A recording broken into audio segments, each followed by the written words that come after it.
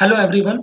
इस वीडियो में हम एमपीपीएससी टैक्सेशन असिस्टेंट एग्ज़ाम को लेकर के कई सारे जो डाउट्स हैं, ठीक है, और उसका जो एग्ज़ाम फॉर्म की डेट बढ़ाई गई है उसके बारे में, ठीक है, कब तक फॉर्म फिल कर सकते हैं और जो स्थाई या अस्थाई को लेके लोगों को कन्फ्यूज़न है और सिलेबस के बारे में जो चीज़ें हैं वो थोड़ी सी हम डिस्कस करेंगे। तो सबसे पहली चीज़ जो आपको समझने वाली है, आपको वैसे पता चल चुका होगा और नहीं पता चल रहा है तो जो एप्लीकेशन फॉर्म थे पहले वो 8 जून तक के लिए ही थे, लेकिन इसको फिर से ओपन कर दिया गया है 16 तारीख से और 22 तारीख दोपहर 12 बजे तक, ठीक है, ये ओपन रहेगा। तो जिसको फॉर्म फिल करना है भाई वो फॉर्म फिल कर लो, ठीक है, जिसको फॉर्म फिल करना है वो फॉर्म फिल कर लो, ठीक है, उससे पहले ही फिल कर लो। तो अभी आपके पास 2-3 दिन का टाइम है, आप चाहें तो फिल कर सकते हैं, ठीक है। अब इसके बारे में डिस्कशन कर लेते हैं कि जो ये स्थाई अस्थाई, देखो जो पहले वैकेंसी आई थी ना, मतलब जो ओरिजिनल नोटिफिकेशन था उसमें इसको स्थाई पद बोला गया था, ठीक है। अब उसके बाद इन्होंने मई में एक नोटिफिकेशन निकाला और उस पर इन्होंने क्या बोला कि तृतीय श्रेणी कार्यपालिक पद स्थाई पद उसको क्या कर दिया गया है, अस्थाई कर दिया गया है। यहाँ पर अगर आप देखेंगे उस पद को क्या कर दिया है इन्होंने, अस्थाई कर दिया गया है। अस्थाई करने का मतलब क्या है कि अब देखो बात ये कॉन्ट्रैक्चुअल है क्या, कॉन्ट्रैक्चुअल नहीं है, क्योंकि जब कॉन्ट्रैक्चुअल होता है तो सरकार उसमें कॉन्ट्रैक्ट का पीरियड बताती है, ठीक है। ये टेम्परेरी पोस्ट है, टेम्परेरी पोस्ट का मतलब यही, परमानेंट और टेम्परेरी में यही डिफरेंस है, ठीक है। देखो इस पे जो मैंने कुछ लोगों से, एक दो लोगों से बात की जिनका मतलब जो गवर्नमेंट एग्जाम में प्रिपेयर कर रहे हैं, अपियर हो रहे हैं, उनका कहना है कि जनरली गवर्नमेंट क्या करती है, 2 से 3 साल के लिए अस्थाई रखती है और उसके बाद परमानेंट कर देती है। जनरली सामान्यतया ऐसा होता है, ऐसा होगा जरूरी नहीं है, ठीक है। तो जनरली क्या होता है, जब कॉन्ट्रैक्ट जब होता है ना, कॉन्ट्रैक्चुअल जॉब जो निकलती है उसमें लिखा जाता है कि कॉन्ट्रैक्चुअल होगा, साथ ही साथ उसमें ये लिखा जाता है कि आपको इतनी फिक्स्ड सैलरी मिलेगी, कॉन्ट्रैक्ट में फिक्स्ड रेमुनरेशन लिखा होता है और साथ ही साथ उसमें टर्म भी फिक्स कर दिया जाता है कॉन्ट्रैक्चुअल वाले में। इसमें उन्होंने ना तो सैलरी फिक्स की है, मतलब सैलरी जो कि स्थायी पद में मिलनी थी उसी के हिसाब से मिलेगी, और मतलब उसमें पे स्केल है, और ना तो टर्म फिक्स किया है, ठीक है। तो इसमें बाद में परमानेंट किया जा सकता है, कितना चांस है, ठीक है, मैं कह नहीं सकता, देयर आर 50-50% चांसेस, कर भी सकते हैं नहीं भी कर सकते, ठीक है।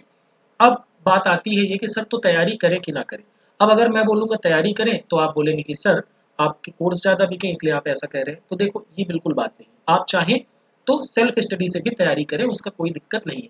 देखो भाई, अगर सिलेक्शन हो गया, ठीक है, और उसके बाद कोई दूसरी जॉब लग गई तो इस जॉब को छोड़ने का ऑप्शन तो है आपके पास हमेशा अवेलेबल, ठीक है। अगर जॉब नहीं है तो फिर अगर आपने फॉर्म फिल नहीं किया, एग्जाम नहीं दिया तो सिलेक्शन नहीं होगा, तब इस जॉब को आप छोड़ नहीं सकते, ठीक है। तो इस जॉब को, हालांकि इसका जिस तरीके से ये कंडक्ट कराया जा रहा है, मतलब इसमें इंटरव्यू है, ठीक है, और बड़ा सा सिलेबस है, तो उसके बेसिस पर इसको मेरे हिसाब से स्थायी ही करना चाहिए। इन्होंने क्यों किया पता नहीं, ठीक है। तो बाकी चीज़ों को देखते हुए अगर आप मुझसे सजेशन पूछेंगे, अगर मैं बीकॉम ग्रेजुएट होता और मेरे पास कोई जॉब ना होती और मैं प्रिपेयर कर रहा होता तो डेफिनेटली मैं इस जॉब के लिए प्रिपेयर कर देता, ठीक है।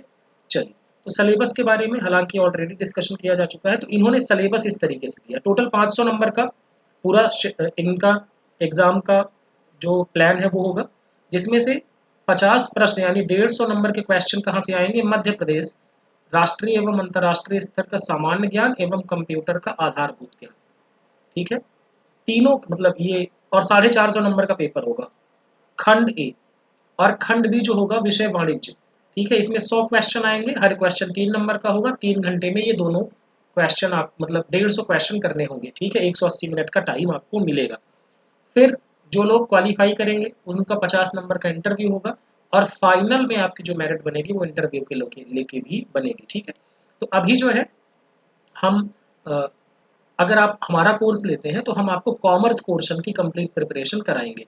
इसमें आपका जो कोर्स है हम कंप्लीट कराएंगे जुलाई एंड तक, ठीक है, क्योंकि आपका एग्जाम दिसंबर में होना है, 17 दिसंबर का कैलेंडर में डेट है, या तो तब तक हो जाएगा या उसके बाद होगा, ठीक है। तो इस पे डिस्कस कर लेते हैं। तो ये सिलेबस दिया हुआ है, 3-3 नंबर का हर एक क्वेश्चन होगा, और मिनिमम क्वालिफाइंग आपको 40% लाना होगा, ठीक है, आपको दोनों में से क्वालिफाइंग मार्क्स लाना पड़ेगा, ठीक है।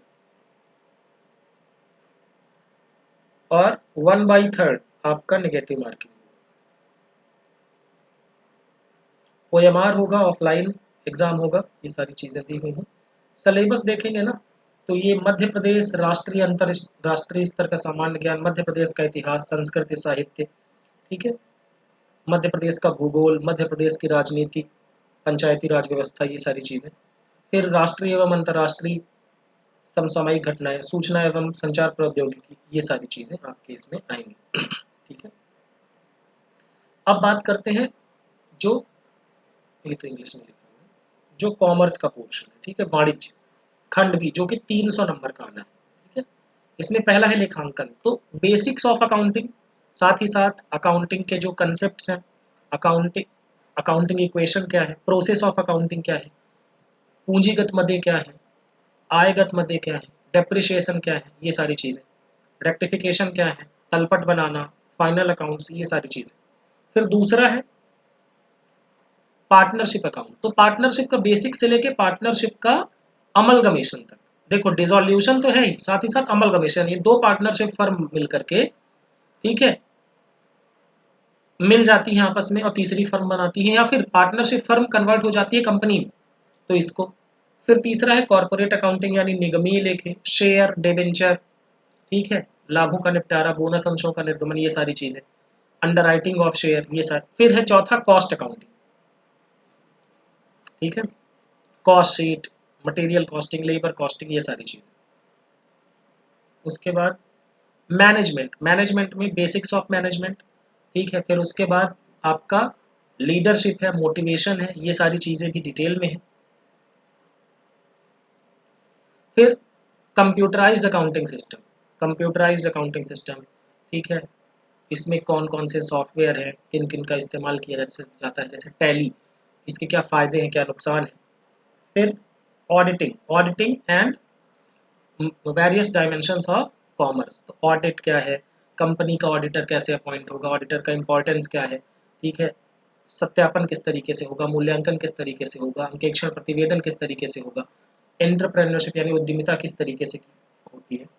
फिर व्यावसायिक गणित, ठीक है, तो ये गणितीय हिस्सा है, ठीक है, व्यावसायिक गणित है।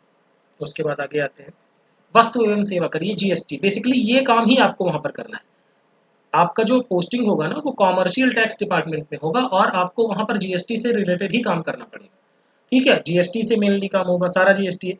और थोड़ा बहुत वैट, वैट बेसिकली अब किस पर लगता है, जैसे पेट्रोल डीजल हो गया, इस पर ही वैट बचा हुआ है, ठीक है, तो इस पर वैट की एप्लीकेबिलिटी आएगी, तो ये आपको पढ़ना पड़ेगा। तो 10 यूनिट्स में डिवाइड किया है। अब हर यूनिट से इक्वल मार्क्स डिवाइड किए हैं ऐसा नहीं है, ठीक है, तो अगर आपका 100 क्वेश्चन आना है तो किसी यूनिट से हो सकता है 15 क्वेश्चन भी आ जाए और किसी यूनिट से हो सकता है 5 क्वेश्चन भी आए, तो ऐसा भी हो सकता है। तो आपको ये सारा सिलेबस आपको मिलेगा।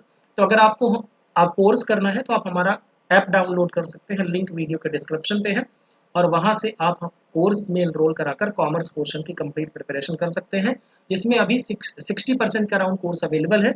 बाकी सारा कोर्स आपको 31 जुलाई तक धीरे धीरे करके अपलोड कर दिया जाएगा।